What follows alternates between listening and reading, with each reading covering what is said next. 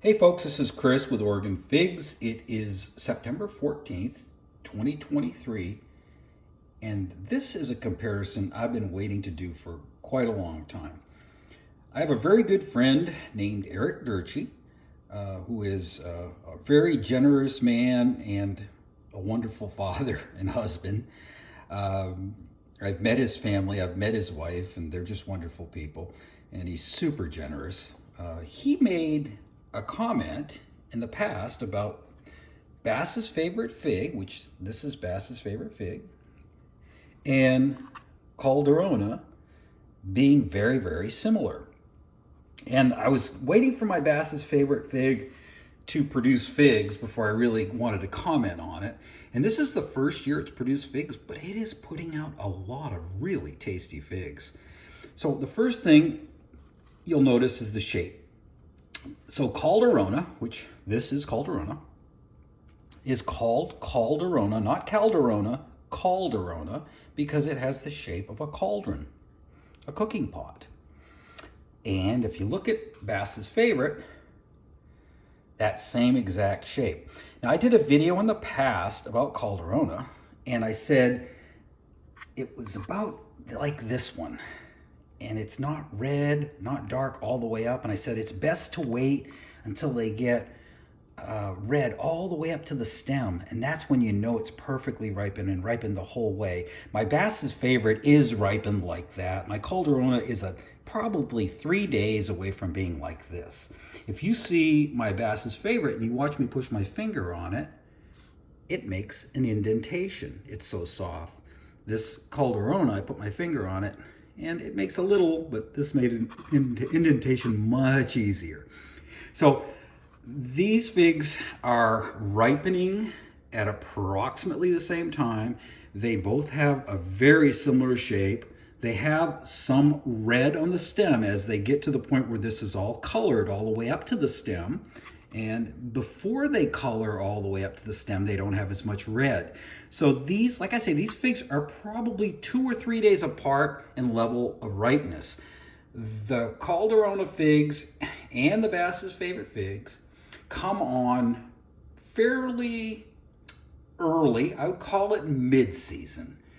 They start producing mid-season, but they take forever to ripen the whole crop. And they end up on the late side of the late season. So it's a long, long ripening period. So some people are calling Bass's favorite a late fig. And I guess technically, if you want to talk about the ones that ripen at the end, they are late, but they're also starting mid-season. So it's what I like to refer to as mid-season / late. They're both similar. I'm actually going to be putting my Calderona in ground because I think I could ripen several figs in ground. Not the whole crop, mind you, but several. So let's go ahead and cut into these. Let's start with Calderona. Calderona, once again, not quite as ripe.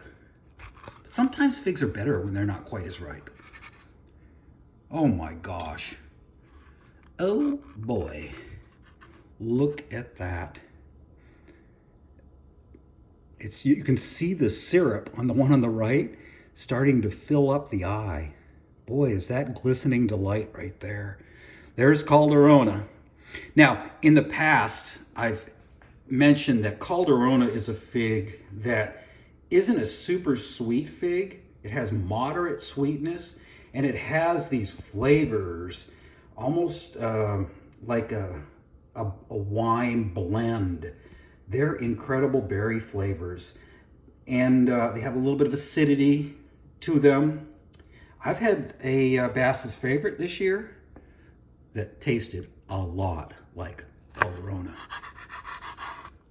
Oh my goodness. Takes a long time for this one to ripen, but look what happens when you let it hang. So in all likelihood, this is going to have more sweetness. But if my memory serves me right on these figs, is that they don't get super sweet. They get moderate sweetness. And even if you let them hang like this, it's still a moderate sweetness. So let's start with Calderona. Beautiful fig.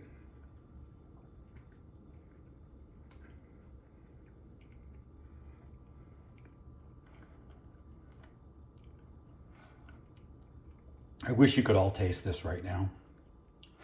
It's that definite moderate plus sweetness and that intense berry flavor.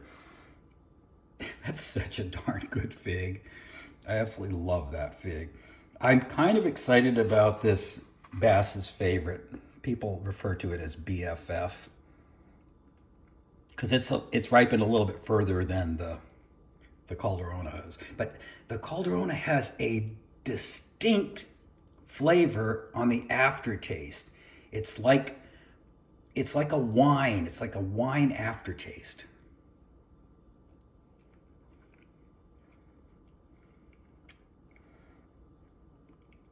Oh my. What a difference another 3 days makes.